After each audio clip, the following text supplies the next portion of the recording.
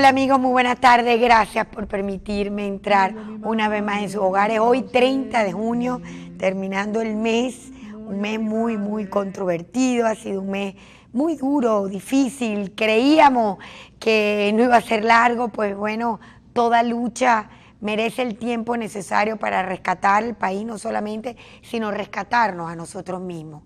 Es verdad que tenemos que salir de esta pesadilla, pero más cierto aún es que también nosotros tenemos que transformar nuestros corazones. No podemos permitir que esto saque lo peor de nosotros. Hay que sacar lo mejor y hay que empezarse a reconciliar con un país que ha sido víctima de una especie de engaño y de una apología que nos quisieron contar, y miren por dónde va la historia. Yo sencillamente quiero reflexionar frente a este cierre del mes y la apertura de uno nuevo dentro de esta lucha y la resistencia, que sencillamente hay que seguir hacia adelante. Porque ¿a dónde es el camino? Cuando consigamos los campos verdes. Y como estamos en búsqueda de ellos, pues a caminar y andar, porque pronto vamos a ver la pradera que nos espera. Venezuela bien vale la pena.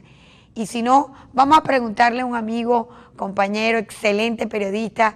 Yo le tomo mucho el pelo porque, Dios mío, Leoncel, tú eres el hombre que más prisión ha llevado, no solo con Maduro, con Chávez. O sea, ¿cuántas veces ha estado Leoncel Díaz preso? Por favor, revélanoslo a este programa, porque ya perdí la cuenta. Y bienvenido a tenerte aquí en la tierra que te quiere y te ama, Leoncel Díaz. Tú no recuerdas, Iraida, pero hace algunos años, 2007, este programa tiene ¿cuánto? ¿Más de 10 años? Sí, señor. 10 años tiene el programa. 10 años tiene el programa. Vinimos aquí el padre Palmar y yo, ¿no? Y entonces tú estabas muy preocupada por la posibilidad de que nos pudieran meter presos por todas las cosas que estábamos revelando sobre la situación en PDVSA. Y ese día llegó. Después, a los meses, en marzo del 2008, yo fui detenido por instrucciones de la ciudadana fiscal general de la República, la doctora Luisa Ortega Díaz. Me llamó en la madrugada tu hermana, nunca lo olvidaré, y me dijo, Leoceni me dio este teléfono, fue lo único que pudo decir, que por favor hagas algo y te comunicas con el padre Palma. No entendía nada. ¿Verdad que hay que contar la historia? Porque sí, es que han pasado los años, Leoceni, y se nos van olvidando los detalles. Sí. Y de verdad, pues, ese fue el comienzo y de una historia que no ha tenido fin, ¿no? Sí, son seis veces que he estado detenido durante el gobierno del presidente Chávez y el presidente Nicolás Maduro. Me ha tocado vivir la naturaleza bárbara de un sistema colectivista abusivo de la libertad individual. Y al principio yo pensé que esas persecuciones eran contra mí. Y con los años, 6 prisiones, 10 años de persecución, he entendido que eso no era una guerra contra mí, era una guerra contra lo que yo, tú y quienes están viendo este programa representamos. Porque el modelo que se construye en Venezuela no puede aceptar la libertad individual, no puede aceptar la libertad de expresión, no puede aceptar la libre iniciativa, no puede aceptar que los medios de comunicación sean la voz de los que no tienen voz, sino que los ve o necesita verlos como súbditos. No acepta al ciudadano, nos ve como unos eternos esclavos. Entonces, aquí cerraron Radio Caracas, emisoras de radio, a este canal de televisión le han hecho todas unas presiones económicas aquí en el Zulia. Y la gente cree que eso es un problema contra Marcel, o creía, ya no lo cree, que era un problema contra Marcel Granier, contra Guido Guiseño, contra el circuito Belfort, contra Leocenis García, contra Alberto Rabel. Y se dio cuenta que no, era sencillamente la lucha de un grupo, de una minoría que, ejerciendo como mayoría electoral, quería imponernos un modelo que destruye al individuo bajo una falsificación, bajo una consigna que ellos llaman el pueblo, que no es ningún pueblo, es ellos, sus intereses y la corte que está alrededor de ellos. Has hecho unas investigaciones muy duras, indudablemente, pues empezaste con PDVSA, pero en tu cálculo rápido de corrupción, ¿Cuánto calculas tú que se ha llevado esta revolución a lo largo de tantos años de haber tenido el petróleo más alto en la historia, digamos, de la explotación petrolera más vivida en el país? Tú sabes que me haces una pregunta muy incómoda, Iraida, porque el país está muy corrompido. Ya, este es un país para que la gente que nos está viendo aquí e internacionalmente, lo entienda. Este país le ingresaron 900 mil millones de dólares en los últimos 10 años. De esos 900 mil millones de dólares, el 80% de esa que ingresaba por factura petrolera se fue en costos y gastos de funcionamiento de la propia industria. Una manera edulcorada, una manera maquillada de esconder la corrupción. Porque cuando tú vendes un barril de petróleo en 10, 20, 30 y dices que te tienes que gastar el 80% en producirlo, tú estás ocultando empresas de maletín, pago de comisiones, corrupción, todo lo que pasó en Venezuela, que creó una nueva clase económica, conocida como la boliburguesía. Bueno, los bolichicos, Alejandro Betancourt, Pedro Trebrao, Francisco Combi, bueno, la lista es larga y fastidiosa, ¿no? De todos los que se hicieron ricos a la sombra del Estado, Raúl Gorrín, los dueños de la vitalicia. Ahora, lo más grave no es eso, Iraida. Lo más grave es que estos son ahora aplaudidos por sectores que intentan un cambio en Venezuela. Entonces, para mí es incómodo hablar de esto. ¿Cómo es posible que algunos puedan retratarse tranquilamente en un restaurante en España, por ejemplo, con la madre de los bolichicos? Cada vez que se apaga una planta eléctrica en un hospital, que lo sabemos que sucede, eso es producto de la corrupción. La corrupción, la gente a veces no entiende por qué la corrupción es un delito que va contra los derechos humanos. Imagínate tú, equiparan la corrupción con lo que hizo el funcionario de la Guardia Nacional que fusiló a este muchacho.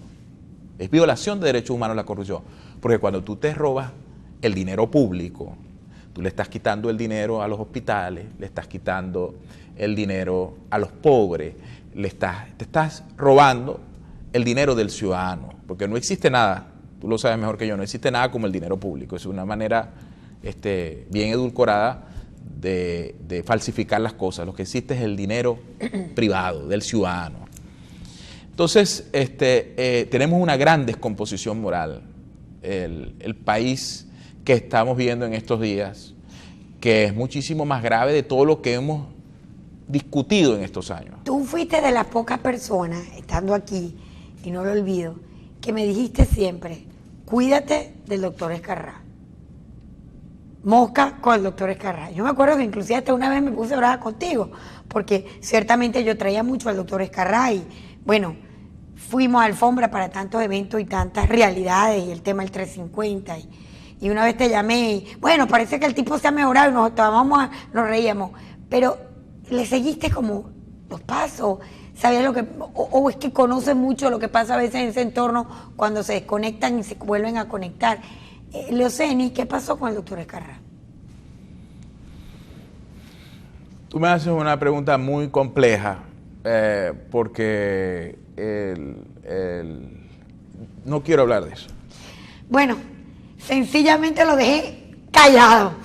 Vamos a comerciales para que recupere la voz y seguimos más adelante. No se retiren en la tarde de hoy con el periodista Leoceni García. Ya ven. Tu mano y me bendijo a mí, alzó su...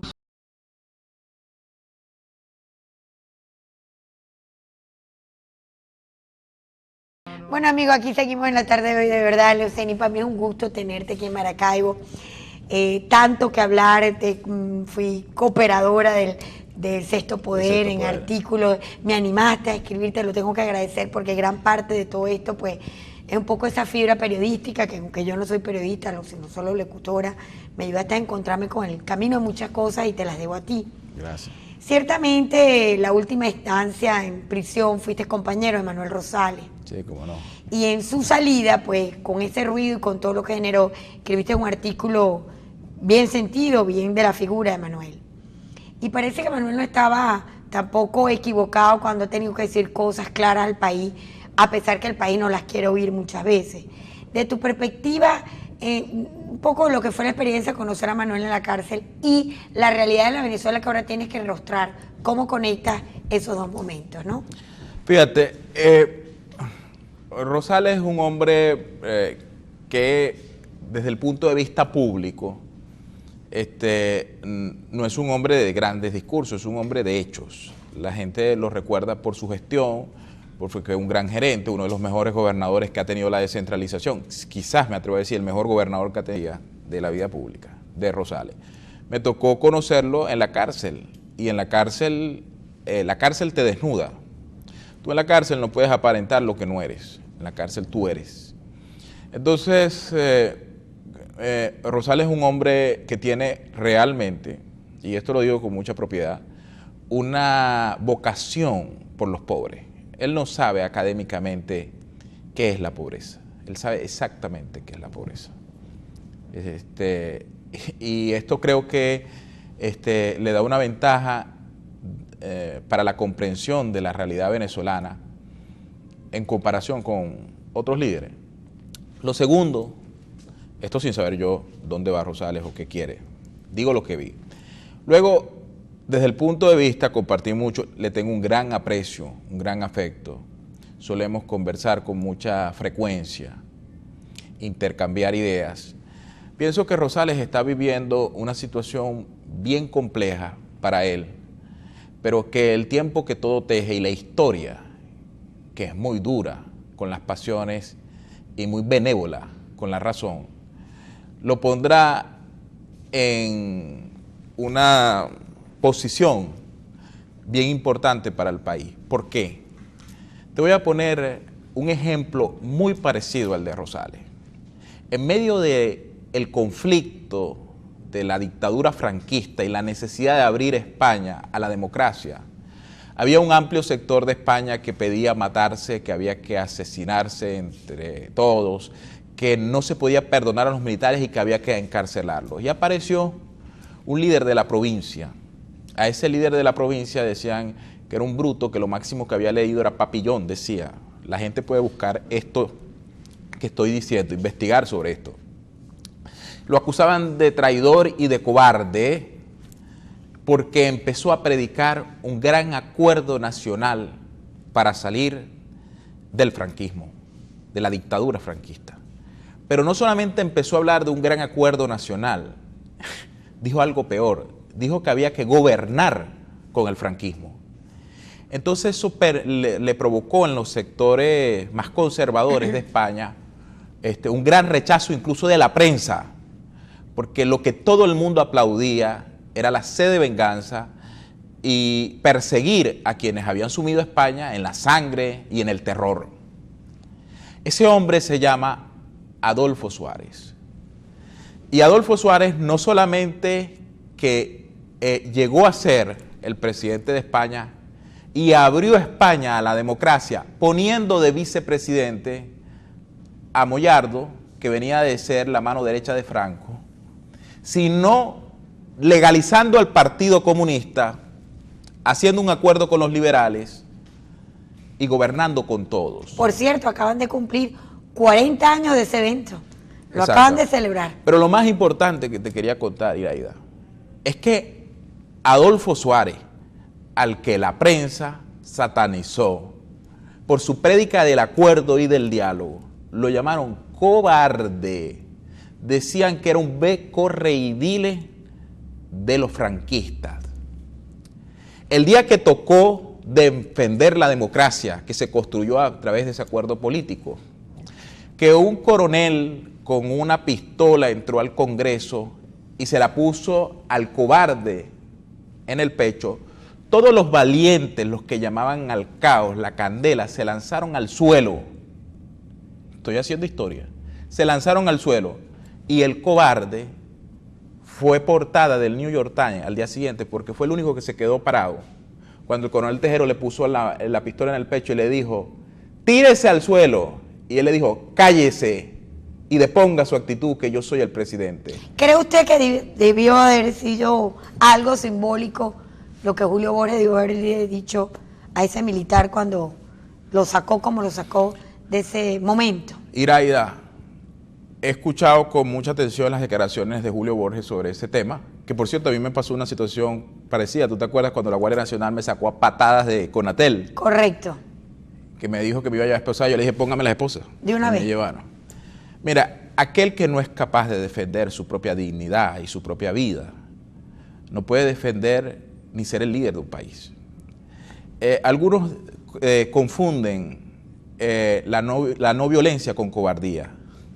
Ojo. No violencia no es cobardía. ¿Cómo es que va a llegar un ladrón que entra por la ventana, se mete a mi casa y va a violar a mis hijas y a mi mujer y entonces yo no me voy a meter? No soy capaz de defender mi casa. ¿Cómo me le miro yo la cara a mi mujer y a mis hijos? Entonces, si tú no eres capaz de defender el recinto del cual eres presidente, ¿cómo puedes defender al país? Yo no, las cosas que no necesitan azúcar, no hay que edulcorarlas. Yo realmente creo que el país bizarro que ellos aspiran que salga en nosotros, Julio en ese momento lo controló. Yo creo no que, estoy de acuerdo contigo. Que tuvo la hidalguía pues de irse un poco sin crear más violencia, porque estamos hartos de la violencia. Voy a comerciales, Luceni, siempre es muy corto el programa para hablar contigo. Sé que andas en un periplo, vamos a hablar de tu libro, pero necesito que nos dibujes rápidamente dónde ves al país, qué ves, y por lo que te siento con esa pasión hablando del acuerdo, Luceni está propiciando la salida a través de un acuerdo. ¿Ves que necesariamente tenemos que sentarnos a discutir cómo vamos a salir esto, uno, los otros, tiros y troyanos? Ya venimos con más en la tarde de hoy con Luceni García. No se retire. Querido amigo.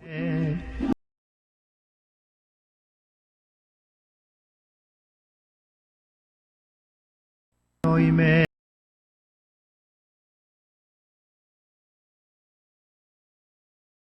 Bueno amigos, aquí seguimos en la tarde de hoy, yo feliz, la verdad que el programa muy corto para poder hurungar, como dicen los zulianos, a Luceni tanta información, pero indudablemente tu perspectiva, Luceni, ¿en dónde estamos ahorita? Desde la visual de un hombre que no solamente es un extraordinario comunicador y informado, sino que has estado en la prisión, no una vez, ni dos, 6 veces, te has codiado con todos los ambientes, recoges aquí, tengo entendido que todo el mundo habla contigo. Caracas te ha vuelto así como un centro operativo. Tengo que ir a Caracas para observarte y compartir esos momentos. ¿Qué ves? ¿Qué recoges de este momento? ¿Y qué es lo que no quisiera que tuviéramos que vivir como una fase si la constituyente se instaura? Yo lamento la más grande crisis que tiene hoy día la política venezolana es la falta de palabra. Los políticos viven de la palabra, pero los políticos han abandonado el Congreso y han dicho que la palabra no sirve, que esa vía se agotó. Y por eso tenemos lo que estamos viendo en las calles, sin entrar a profundizar. Pero los políticos le han dicho al país que ellos fracasaron. Los políticos que nacieron para sustituir las armas, las bayonetas y las pistolas, han dicho que fracasaron. Entonces, esa ausencia, que digo de coherencia con lo que son, a eso se suma que se ha perdido el honrar la palabra. Es decir, no hay respeto por cumplir lo que uno se compromete. ¿Y cómo lo cumple si el que no lo cumple primero es el gobierno y sale a enredarte el sartén del diálogo y te viola, digamos, los primeros encuentros que se... Yo te quiero contar una anécdota que no conoce nadie para que tú sepas que eso no es así. Fíjate bien, el presidente Zapatero estuvo durante 15 días en Venezuela. Éramos muy pocas las personas que sabíamos que estaba aquí. Yo lo sabía por una razón particular, ¿no? Por el tema de que yo he estado muy pegado con el tema de los presos políticos, donde por cierto, tú sabes, yo no soy socialdemócrata, yo soy un tipo liberal, pero el partido que he visto comprometido con ese tema de los presos políticos ha sido el Partido Nuevo Tiempo, sobre todo el doctor Timoteo Zambrano, etc. Entonces yo estaba abogando por Gabriel Valles, que es un preso político, que es el que hace la portada de mi libro, por cierto. Y estaba muy pendiente, porque hay una resistencia del gobierno, porque él está en el caso de Lorenz Alé. Yo estaba muy pendiente de ese caso y el de John Goycochea. Bueno, el presidente Zapatero estuvo 15 días aquí. No es verdad que a Leopoldo lo encontraron en calzoncillo a medianoche y llegó Zapatero y lo sorprendió. Leopoldo sabía que Zapatero iba a hablar con él porque se había hablado con su partido y porque todos los partidos habían tenido una reunión con el presidente Zapatero. Todos. Se acordó ir a hablar con Leopoldo, hablaron con Leopoldo y se acordó que Leopoldo iba a ir casa por cárcel. Llegaron a unos acuerdos políticos, porque por encima, Iraida, de los intereses particulares que tú puedes tener, tú puedes querer ser alcalde, gobernadora, presidenta, yo puedo querer ser concejal. Por encima de eso está el país, porque lo que se trata es que en Venezuela, al paso que vamos, aquí no hay cargo para nadie, porque es que se está desmantelando la república. Entonces, ha habido unos compromisos de bando y bando, de la oposición y del gobierno, y de pronto incumplen los acuerdos ambos bandos y se acabó todo. Entonces Leopoldo se comprometió a unas cosas y sacó el video. Y John Goycochea, quiero decir esto, iba a salir a España. Eso estaba decidido. Salía en libertad, John Goycochea no salía en libertad, salía y salía a España. Bueno, ya el gobierno se había comprometido y habían informado eso a través de un alto funcionario del gobierno. Bueno, ni el gobierno cumplió, ni la oposición cumplió. ¿Y a dónde nos ha traído esta situación de violencia? Bueno, la violencia nos trajo la Asamblea Nacional Constituyente. La violencia nos trajo ahora este caos institucional donde la fiscal dice que no hay magistrados, los magistrados dicen que no hay Asamblea Nacional, la Asamblea Nacional dice que no hay presidente, el presidente dice que no hay país. Porque si el presidente no quiere consultar al país para ir a una Asamblea Nacional Constituyente, entonces tampoco hay país. Ahora, ¿cuál es la salida? La única salida para evitar lo que yo veo muy pronto, que lo veo ya, es un acuerdo político que diga, señores, 3 cosas fundamentales. Hambre, hay que hacer un acuerdo mínimo para parar la inflación, unas medidas. 2, porque yo no creo, ¿hay alguien serio en el gobierno que pueda creer que ellos van a ganar unas elecciones? No lo hay. Ellos lo saben, pero yo no estoy diciendo de manera irónica. El gobierno está consciente que su destino inmediato es ser oposición, pero es que nosotros desde la oposición no los dejamos. Porque si tu destino inmediato es ser oposición, tú tienes que ser respetado con tus derechos políticos. Pero ¿qué es lo que estamos prometiendo de aquí? Yo lamento muchísimo las declaraciones del señor expresidente de la Asamblea Nacional, el doctor Henry Ramos, que ha dicho que aquí no puede haber perdón.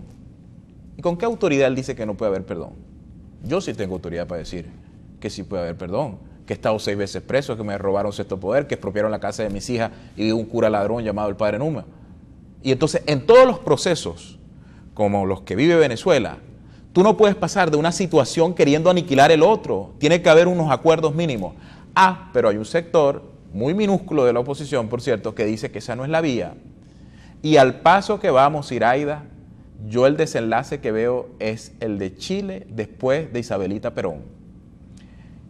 Durante el gobierno de Isabelita Perón, la oposición tomó las calles, trancó las avenidas, hubo protestas masivas y había un sector, entre eso Alfonsín, que era un muchacho, clamando un acuerdo, pero eran, por supuesto, desoídos.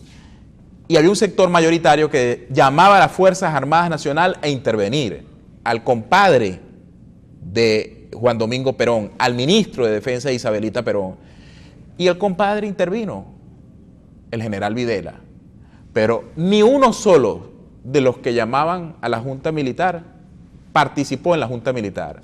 Los militares sacaron del juego a la oposición y metieron parte de sus líderes presos y sacaron de juego al gobierno y metieron a Isabelita presa. Entonces, estamos llevando al país la falta de un acuerdo político para desembocar en un proceso electoral.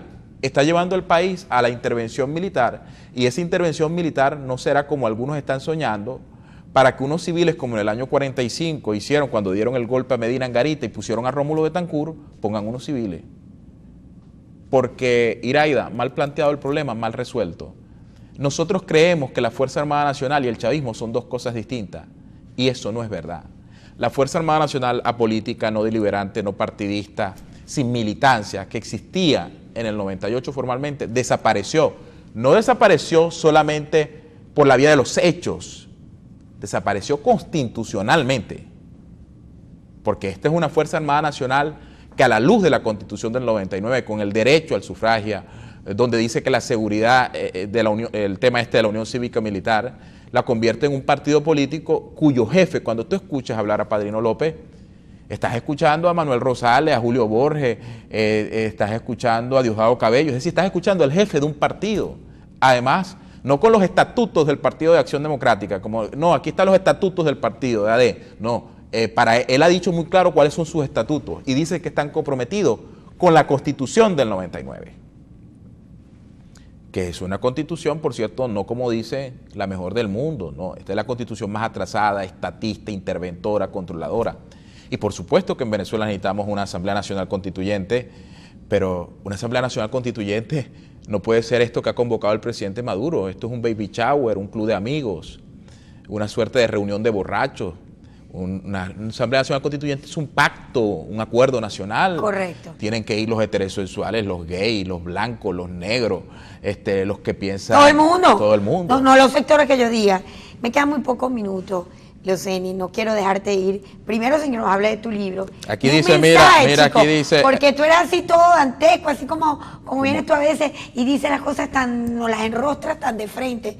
Pero déjanos un mensaje esperanzador. En para la querida amiga Irada Villasmil, con todo mi respeto y cariño, de Leoceni García. Qué belleza, aquí está el libro, La Rebelión de los Tejones, que próximamente estarán en todas las librerías. Está ya. Ya está entonces, qué bueno que lo podamos promocionar de mi programa. Leoceni, te dejo a ti el final, la despedida, no sé, un mensaje esperanzador, sobre todo, no tengo duda que vamos a enfrentar momentos muy difíciles. Comparto contigo también el hecho de que hay que buscar la media para ponernos de acuerdo. Lo hicieron Kissinger y el director de esa orquesta tan dura que fue controlar a Vietnam en medio de una guerra. Lo hicieron esos dos líderes mientras se tiraban bombas, y ahí estuvo el acuerdo para terminar una guerra más sangrienta por la que había pasado en ese entonces, digamos, en la era moderna, Estados Unidos y el propio Vietnam.